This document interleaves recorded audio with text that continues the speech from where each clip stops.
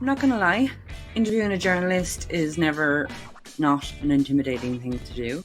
But Eleanor Dallaway is also a pretty cool human being.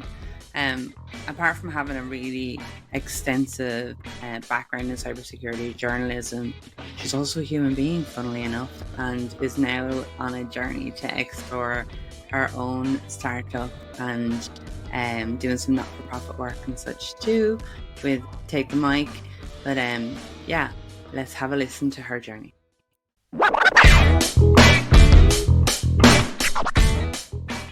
Eleanor, it is really lovely to finally get to talk to you, and I have so many questions, and hopefully we'll be able to get through them all today.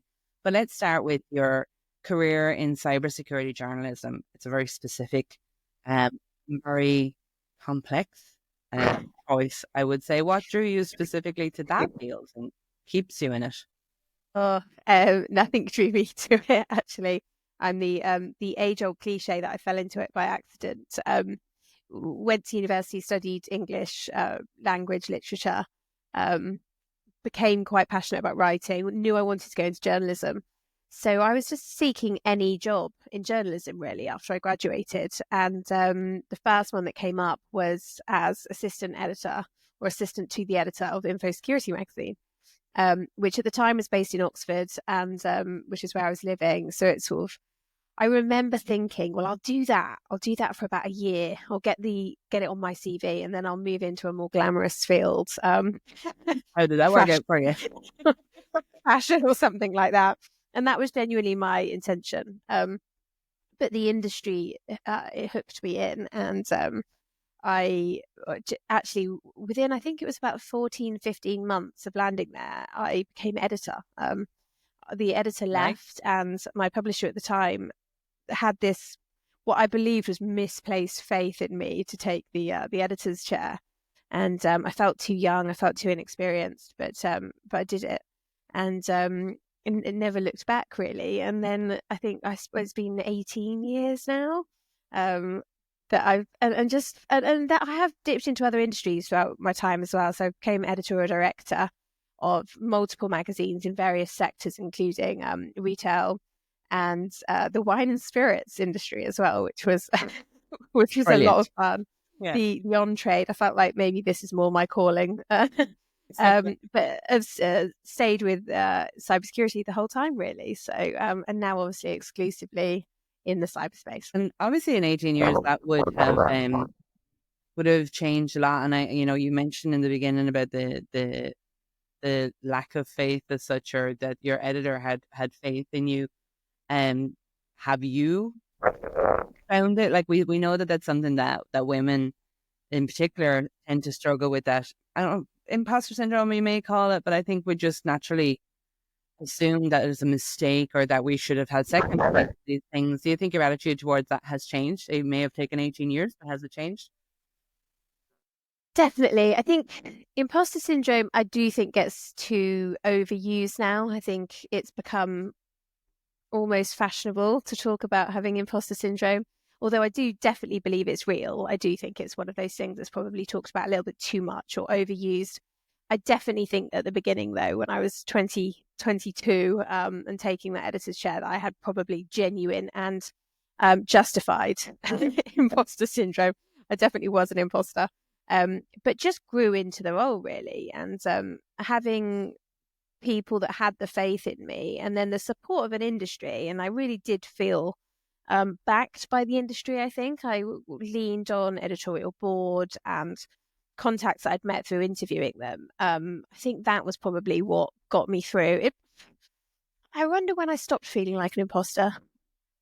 I definitely did at some point. But I reckon it probably took about, I don't know, 8-9 years, probably. It does take a while. I can't. I think so. But in that, it was never sort of black and white. It sort of like went through the shades of grey and would sort of gradually feel more and more confident. And then one day just felt like, oh, actually, I could do this with my eyes closed. I am no longer an imposter. So yeah, it's and I haven't sort of suffered with that since, which is good. I think good. Yeah, speaking engagements, I still sometimes feel out of my comfort zone, but I would probably describe it as that more than imposter syndrome. they say growth is where, out of your comfort zone is where you're going to find growth. And I always think that when people are willing to grow, then they're looking for their best selves, the improvements in there. So yeah, kudos to you to continue to do the public speaking. And if it does, bring you out of your comfort zone and make you feel uncomfortable. So you founded the Women in Security and Cybersecurity Network. And obviously over that time, there's going to have been changes. I know I've been in tech for 19 years, only cybersecurity for 9. And even in those 9, I've seen changes. But you obviously reporting on it and being much more involved with the weeds of these things, what kind of shifts have you observed around the representation of women in the industry? There's definitely been a big increase, I think, in the attention that the subject gets, the multiple networking groups and events, awards, everything really. There's been a huge amount of attention. There's also been the decline of things like booth babes. And at the beginning of my tenure, I would go to multiple industry events, and booth babes were a real thing back then. So it's good to see a decline in that. Although, of course, we're still seeing embarrassing faux pas from some vendors, like the lampshades in Vegas. But generally speaking, I think an increase in awareness, an increase in calling out of problems, of calling out misogyny, is definitely the way we've gone. Is the rhetoric in the industry still predominantly male? Absolutely. I think the language that we use, the imagery, is often very male-centric. The thing I think is still a problem is that women tend to get pushed into the more non-technical roles. So I think we're really good at being like, we need more women. But when we get women, they're assumed into certain positions. And that sort of really grinds my gears, I think. And I think when they do take those technical roles, the stories I hear, certainly from the people I've interviewed, is that they have to prove themselves way more than a male colleague ever would. Often feel the need to overqualify themselves or just adorn themselves in certificates or qualifications to make them feel worthy of those roles. So I think there's still that's at play. But I always say that I've had a hugely positive experience as women in the industry. Perhaps maybe that's because society is quite comfortable with me as a cybersecurity journalist, as a writer, something that's non-technical. But the interviews I've done over the years tell a different story, and I'm not naive enough to think that everyone has had that same positive experience I have, because I know that's not the case. And I think that's what promotes or inspired me to launch the Women in Cybersecurity Network when I was at Infosecurity Magazine, giving women like a place to meet and share those stories and a platform on which they could talk about their challenges and share their wins as well was really important. So definite improvement. There's definitely been a shift, but it's not perfect. It's still not perfect. I think those kind of networks like the Women in Cybersecurity Network are key to making the change. And not that they can change it. If you've got all the women in the room together with the intention to change, you still need the men on board in order to change it. But I think getting women together so that they can understand the reality of other women's experiences leads to them talking about it more, or like, I will always find it easier to stand up for somebody else than I will to stand up for myself. I don't know whether it's an Irish thing or a human thing or what the hell it is, but it just seems to be the way that I'm built. So I've always been the only woman in the team, right up until about 5 years ago, I think was the first time I ever worked with a woman in the same technical team as me. And exactly like what you're saying, I remember when I started working in cyber first, I was working in support, and we had to close, I don't know what it was, 200 cases a month or something. And I used to make it my business to close 300 because I needed to prove that I deserved to be there, because I didn't think that I did deserve to be there. And I did that consistently. I realized I've done that consistently throughout my whole career. And the only difference between me and them really was I was female and they weren't. But meeting other women and understanding and learning about how they've experienced things and what they've done in certain situations has definitely made me speak about it more. And then I think it stops us from doing those kind of self-destructive things when we understand other women. Other people tell me that there's no need for that, I'm going to listen to them. Me telling me there's no need for that, probably not listen to me. That's very likely a me thing, but I have definitely met other women who react in a similar way, like when they're told, no, you don't need to do that. or that's not okay, or you need to speak to somebody about this, that they, that wouldn't have happened if you didn't have networks like yours, or like I'm in the WESIS side of things, where women can get together and actually talk about their experiences like that. So I think that's the root of my thoughts on it. Yeah, absolutely. And for the first time ever, the last Grab the Mic event that I ran. So when I left Infosecurity Magazine, I had to leave behind the Women in Cybersecurity Network, which was genuinely heartbreaking. And after being at Assured for about a year, I thought, well, what was to stop me creating a new network? So I founded Grab the Mic Women in Cyber, and that's a moving women event that we co-locate at various different industry events. And the last one we ran was at DTX in October. And for the first time ever, we have more men in the audience than women. Really? Well done. I know. And I just thought that's really, really cool because they want to be part of that conversation. And, obviously the ally piece is, I think, crucial, especially when it comes to sort of calling out misogyny. And it was just the sort of halfway through, I looked around and realized, oh my God, and sort of did a sort of little quick head count. And I was like, this is amazing. So Fantastic. I think, yeah, the more we can get everyone to be involved in that conversation, I think, not just women, the better. Yeah, absolutely. And that comes with talking about it more, so that there's no fear. Fear breeds where there's no communication. I think whatever it is, if we're not talking about it, people will start overthinking it or making assumptions. But the more we talk about it, the more we can make it. And I wonder whether I had a man on the panel. So we had a panel of 5, so 4 women and Rick Ferguson, and who's always been very vocal about speaking about gender equality. So I wonder whether maybe the inclusion of a male voice made either A, they were more interested, hopefully not that option, but B, maybe it just sort of gave them that inexplicit permission that, well, if there's a male speaker, then we're welcoming a male audience. And I don't know, maybe that was the shift. It's the same thing, I guess, in the reverse, when they started to include women on panels as such, to encourage more women to attend. The same kind of idea. Rick is really super easy to listen to as well, and like you say, super passionate. That helps too, for sure. Exactly. And then on the human side of things, like cybersecurity is often thought of as like super technical and really complex, and only the technical people could possibly understand that. When you were making cybersecurity content, how did you make it so that it was something that was engaging for everybody, regardless of how technical they were? I know, it's tricky. It's tricky to write about a technical topic non-technically. It's actually a harder skill, I think, than actually writing about it technically. But I'm lucky because I'm not particularly technical. So writing technically is what comes easily to me. To make it engaging, I think the key is storytelling. I've always been a massive fan of storytelling. And I think if you can do that in a way, it sort of really sucks the audience in. I think focusing on people, I always try and find the human angle of any story. And almost without fail, every cyber news story or feature or conversation will have an implication on people. So I always look at the human angle, and I think that's obviously more relatable. So I think that makes for engaging content.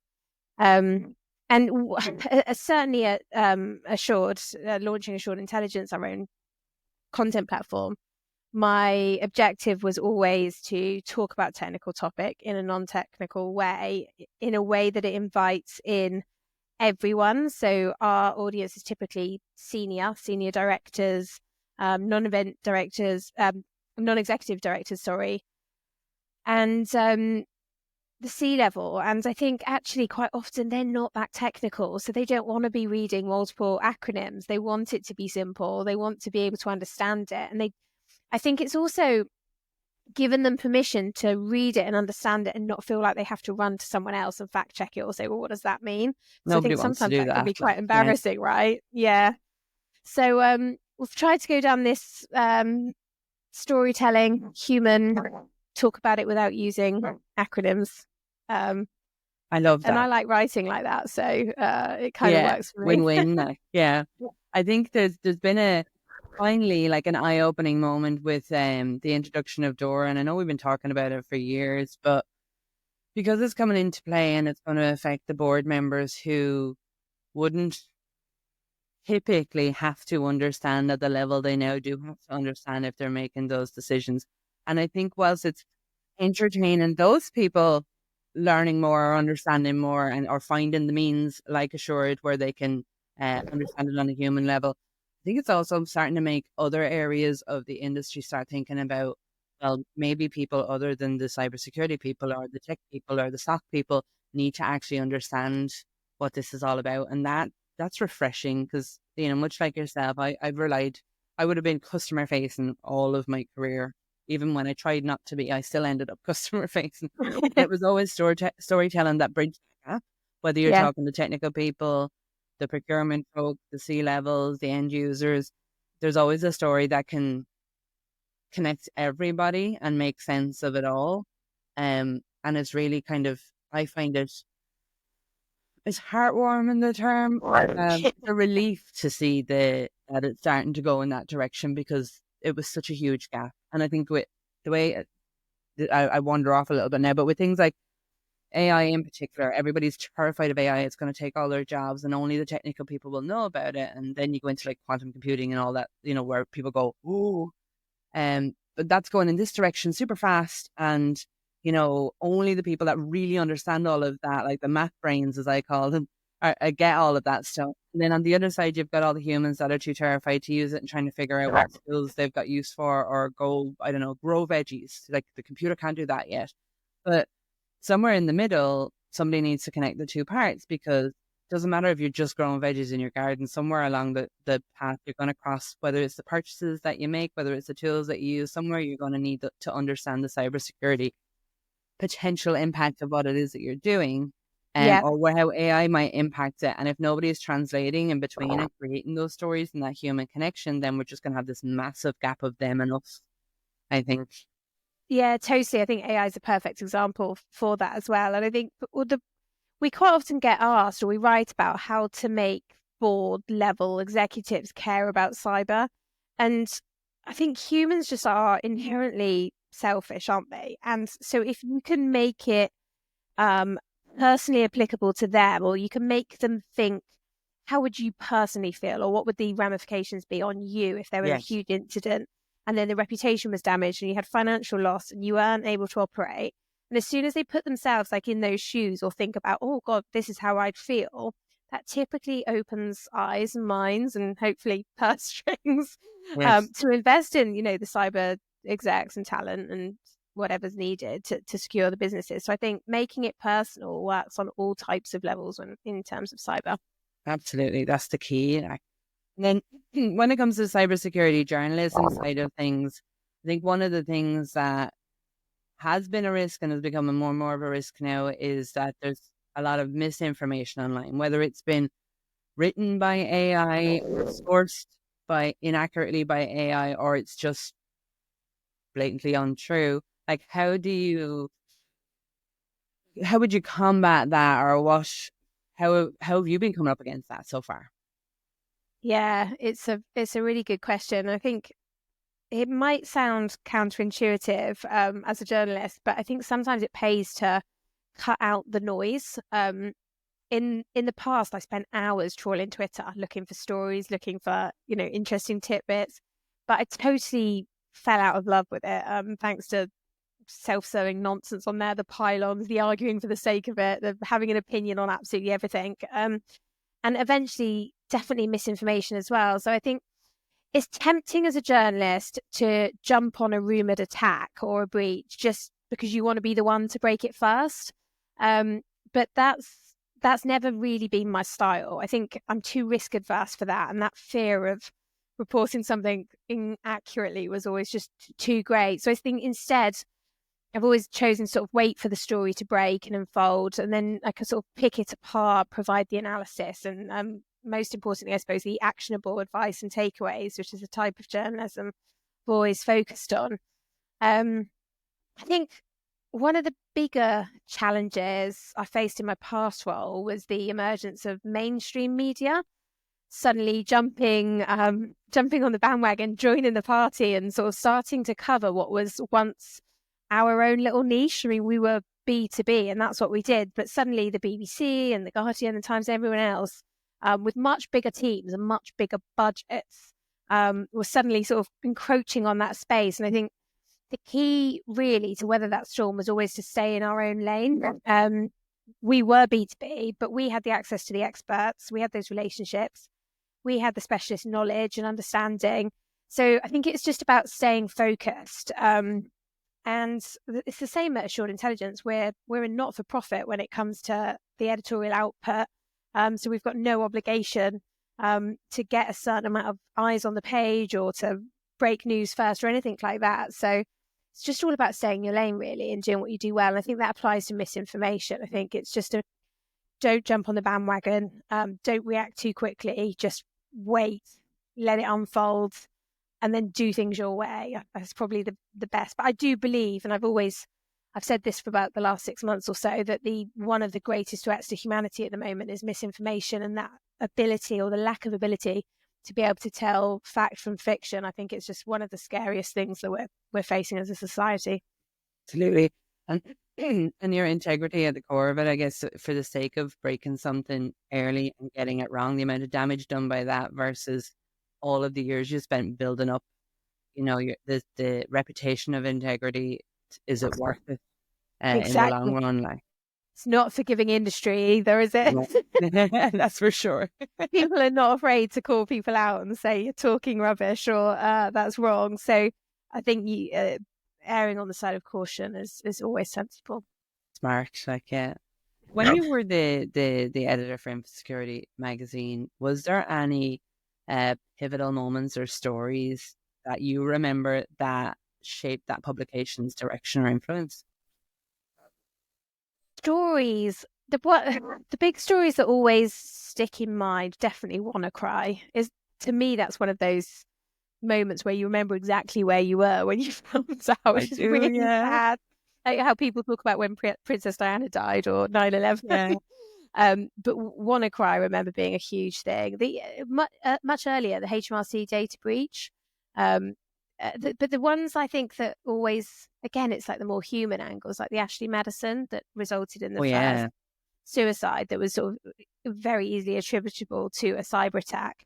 They're the ones I kind of remember and sort of can feel the pain of those when they happened.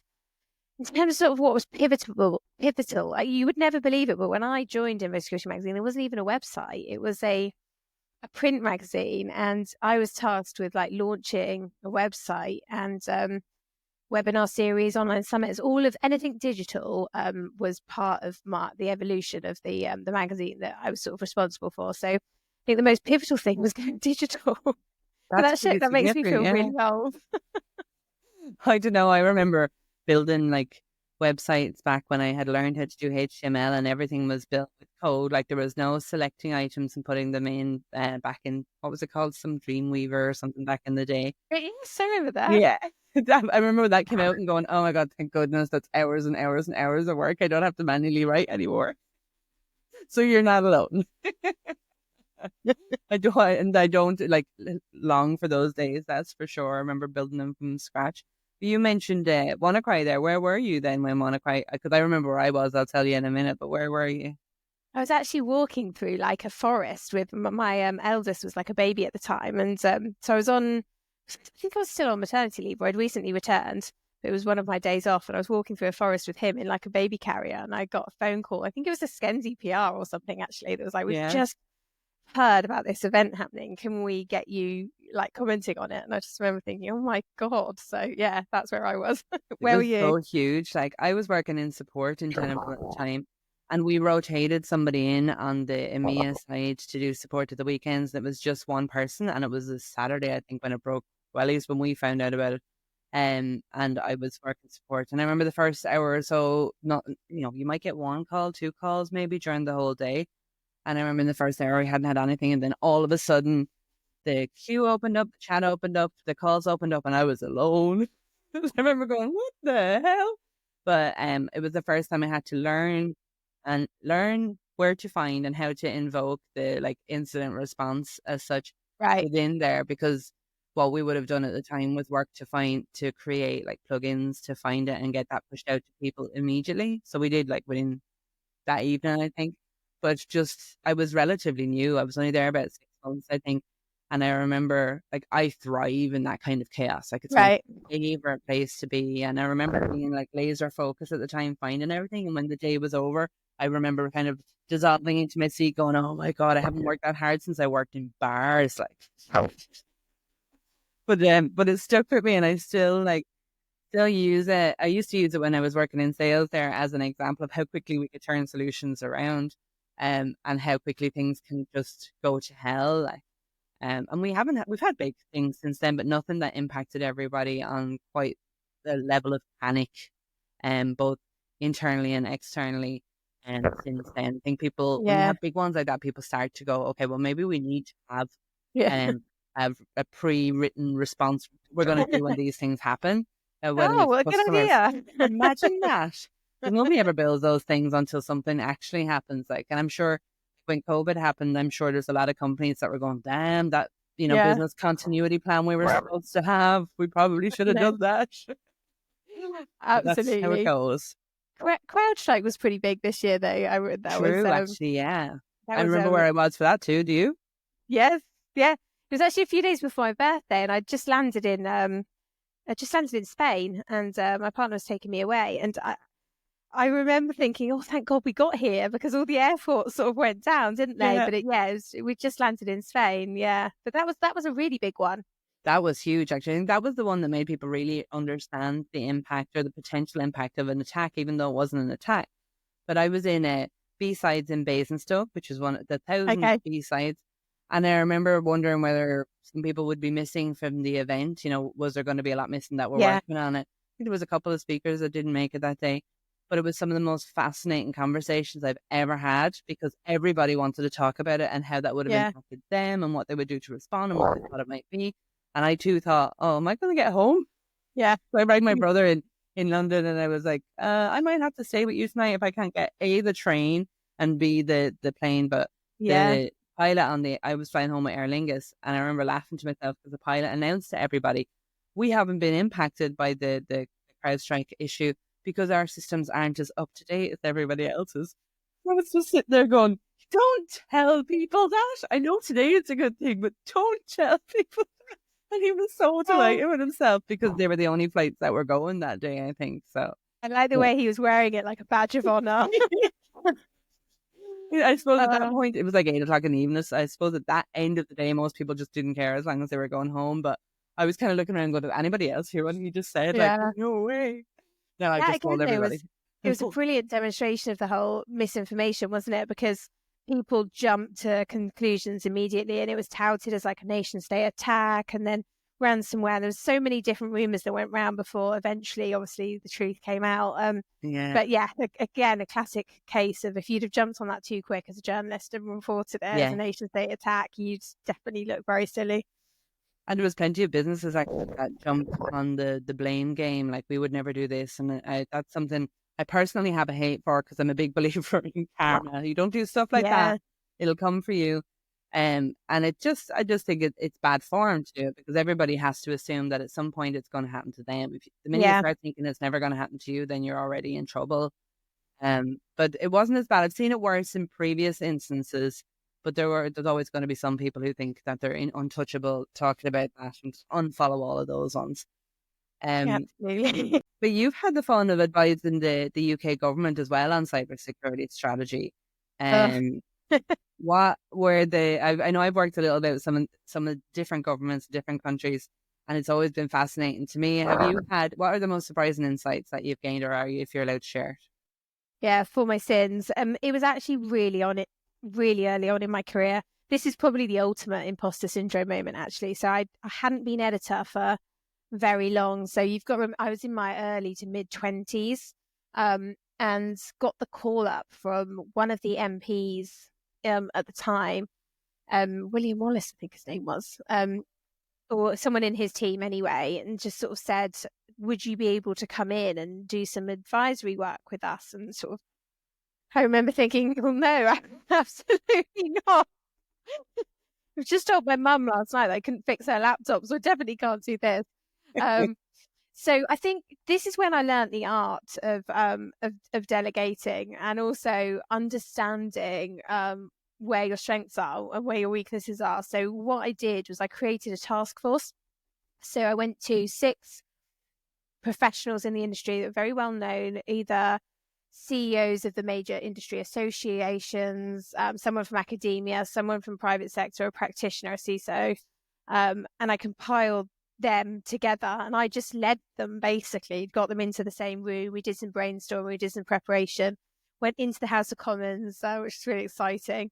And then we did some presentations to them. They told us what their challenges were, and then we went away, adapted the work, and that was it, really. So I certainly wouldn't ever say that I advised the government, but what I did was compile the task force that advised the government. Yeah.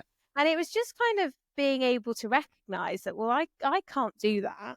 But I am in the position where I can bring together the people that can. I can facilitate them. I can moderate those sessions, and then I can put them in front of the government. So, yeah, it was very bizarre. They're pretty cool, though. I think, well, what I've seen with any of the government bodies, I guess, that not that I've worked with, but we've worked with them, whether they're customers or on a consult kind of a basis, is that they're never where I expect them to be, which is funny. As a human being, where I expect them to be, not necessarily as a tech. And it's funny because I also understand how much red tape, like they have more red tape than any other industry to get through. So of course that's going to slow things down.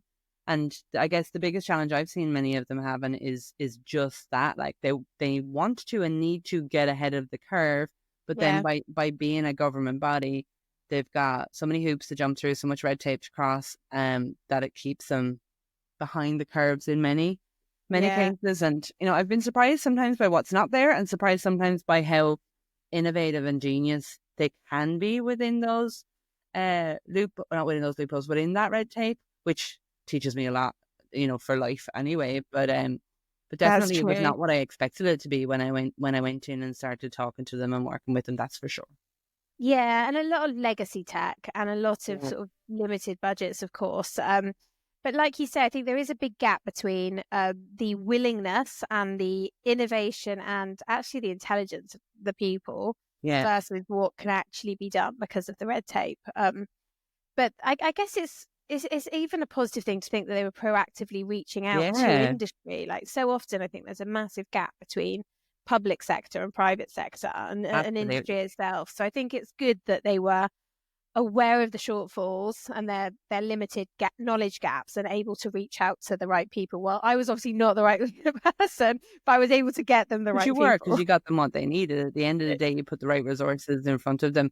And you're right, actually, I hadn't even thought about it like that. Like a willingness to reach out is half the battle. Like, because if they're going to be very insular in their approach and they're absolutely going to miss something, it makes sense to reach out to those who are at the forefront of what's happening. Right. I'd say that would have been a really interesting conversation. I wish I'd have been a fly on the wall for that. I remember my mum saying, "You're doing what? You couldn't even fix my laptop last week."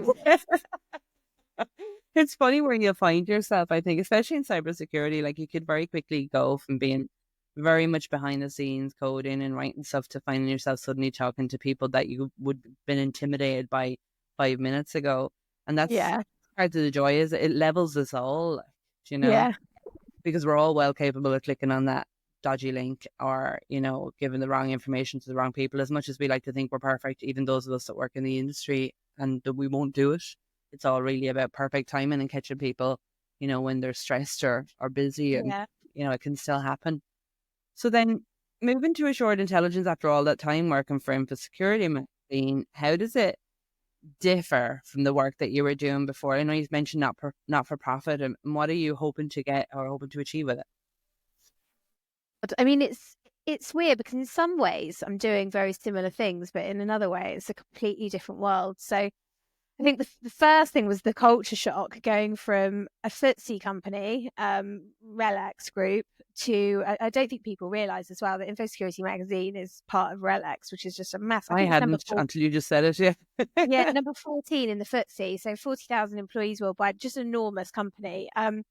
So going from that into a startup where I was co-founder, number 3, there's 3 of us co-founders. And, for the first 3-4 months of my time at Assured, it was just the 3 of us in this tiny little room, feeling like, on the preface of something. It was really lovely, actually. And when you reflect back on it, it was a really great time.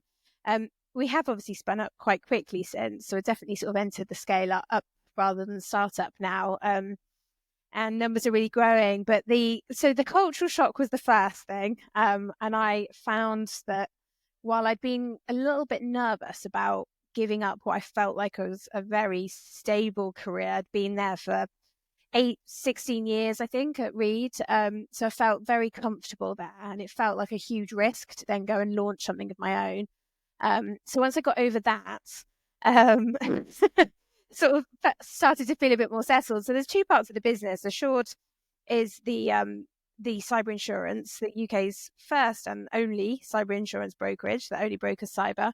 And then my part of the business is the Assured Intelligence, which is where we do the content side. So that is like a little mini infosec, I suppose. Yeah.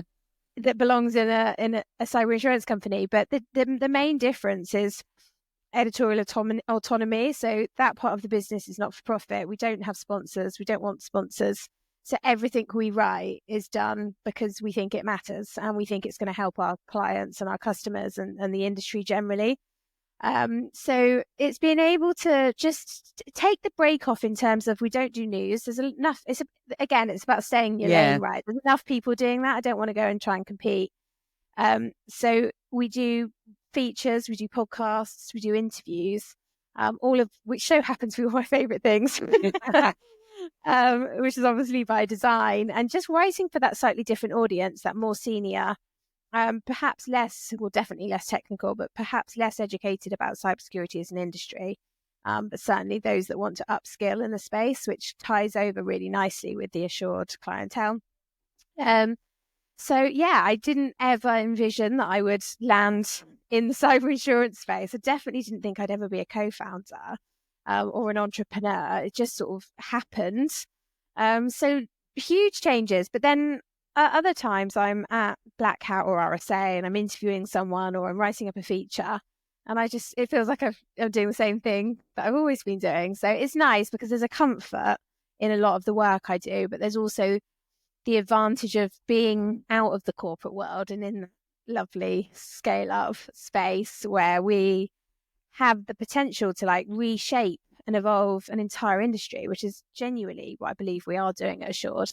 So it's just making real meaningful change, but also clinging on to the editorial part of my job, which is lovely too. I love it. So still in the outside of the comfort zone and doing plenty of growing there. Looks it. Absolutely. And it's, it's mucking in as well. I think especially right at the beginning, you find yourself doing a bit of everything because we started with a really full team. Startup life, yeah. And I actually really enjoyed that, just being right in the weeds. And it's been such an experience. It's definitely jumping outside of my comfort zone. But I feel totally at home, and I feel like I've landed exactly where I was meant to be. So that's good. Well, that's lovely. I like that. You mentioned how you got started with Grab the Mic as well. What are the goals you have for that? So Grab the Mic which is probably quite confusing actually, it's in 2 sections. So we've got Grab the Mic Cyber Stories, which is the podcast. And then we've got the Grab the Mic Women in Cyber series, which are the live events.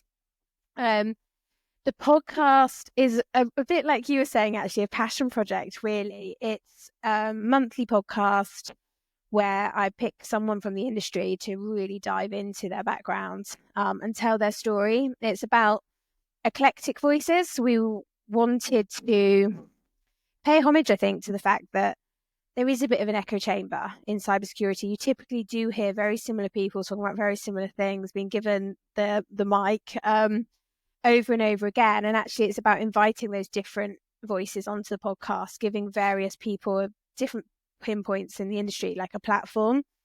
And again, like that storytelling, that human element.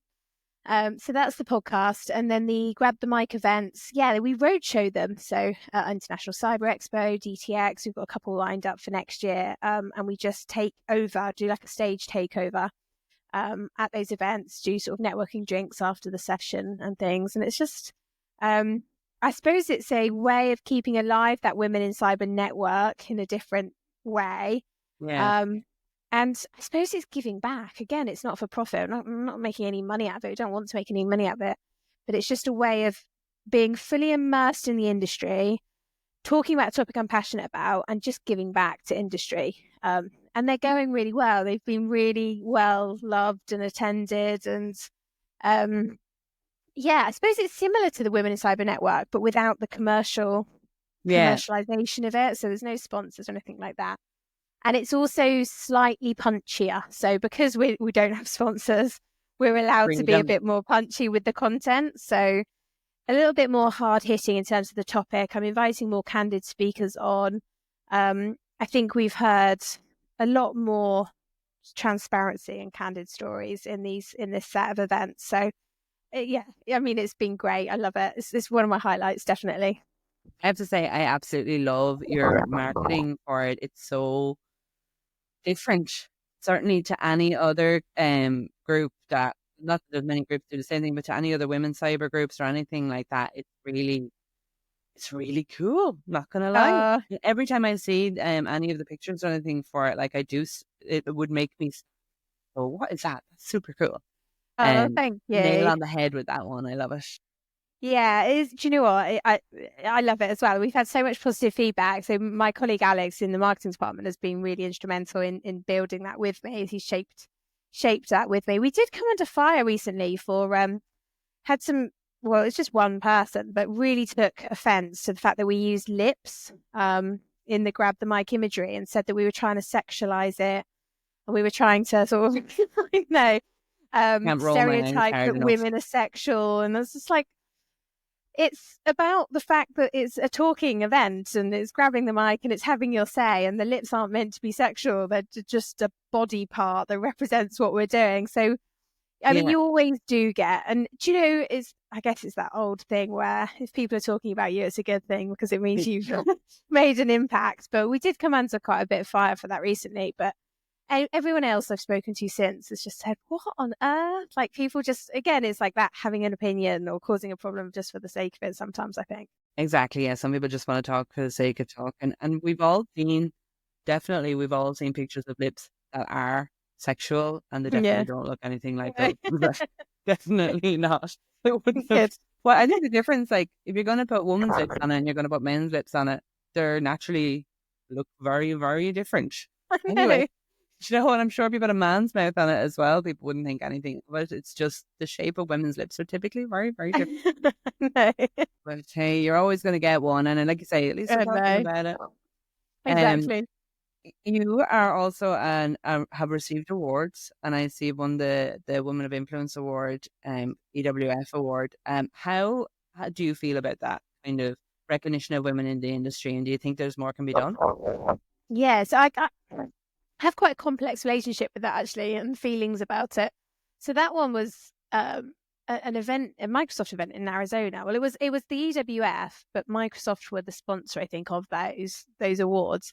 Again, it was sort of really quite early in my career, and I remember feeling like really humbled by it. But how do I feel about women's awards? So part of me thinks it's great, because we're giving more opportunities, more awareness, more of a platform, more for people to talk about, celebrate. And some people just feel more comfortable, some women feel more comfortable in those women's only awards and women's only events. So I think it does serve a real purpose. The other part of me, which is probably slightly bigger, is just that I feel disappointed that we still need to segregate those awards. I'd be much happier winning a person in cybersecurity award or person of influence rather than woman of influence in that particular case. Yeah. And I just want to get to a place where we don't have to segregate it. We don't segregate the men's awards, and we don't need to, because historically they've been very dominant in the ones that exist. So it does annoy me when they say, why haven't we got men in industry awards? Well, there's so many arguments around that, but I would love to get to the place where we don't have to have the segregation, and we don't feel the need, and people don't need that comfort blanket around them. They just feel like they can go to normal awards and normal industry events and feel totally at home and totally comfortable. So that while that isn't the case, and while people do need to be served by those networks that they can feel comfortable in, then great. Yeah. So I know that's a bit of a mixed answer, but I just have quite conflicting opinions. It's fair. Like, I mean, what I've seen a lot happen is people that were nominated in the women's awards to begin with we're finding them being recognized and moving into the just general industry awards. And it makes me wonder, like, is it that they're getting the visibility that they should be getting because they've come through that first kind of women-based one first? But then also, like what you were saying is around it, there shouldn't be a need for it. There shouldn't be a need for it anymore. We should have fixed this situation by now, and we're still like we were increasing the statistics of women that are working in tech and working in cyber, and it's dropping down a little bit again post-COVID, or it was post-COVID, wasn't during COVID, but we're still a far cry from a 50-50 even keel with it, which is the bit that makes me sad, that then there's still a need for it to be separate because it's about awareness. It was originally about awareness anyway, though I do have a pet hate for awards where you have to pay to attend if you're, especially if you're nominated. That's a whole other different ballgame. We're not getting to that. We probably won't give it out. But with that brings me up then to my last question for you today already. And really what it is for anyone who is looking to get into journalism or cybersecurity or both, what kind of advice would you give them today?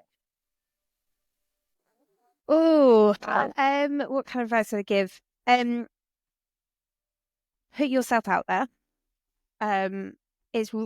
Sounds really obvious, but it's hard to do that. I think sometimes go to the events, meet the people, make yourself known.